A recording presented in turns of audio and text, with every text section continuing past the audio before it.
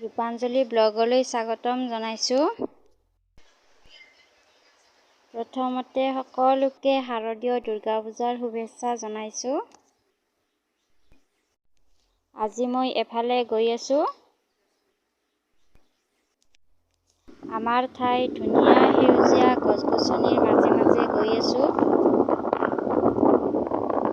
চাৰিওফালে গছে গছ, ধুনীয়া ঠাণ্ডা বতাহ বলি আছে। আপোনালোকে ভিডিঅ'টো শেষলৈ চাই থাকিব।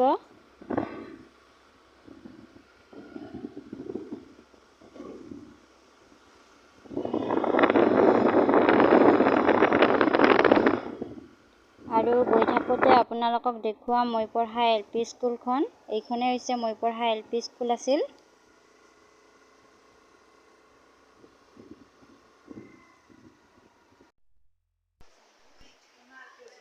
আজি মই পাৰ্লাৰ আহিলোঁ চুলি কাটিবৰ বাবে। মোৰ চুলি কটা হ'ল। চুলিবোৰ বহুত বেছি সৰা হৈছে আৰু ভাঁজ ধৰিছে, সেইকাৰণে অলপ চুটিকৈ কাটিলোঁ।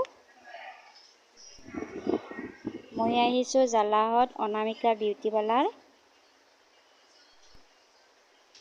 মই দীঘল চুলি বহুত ভাল পাওঁ, কিন্তু কি কৰিম উপায় নাই, কাটিব লগা হ'ল। চুলিবোৰ যিহেতু বহুত বেয়াকৈ ভাঁজ ধৰিছে আৰু সৰিব ধৰিছে।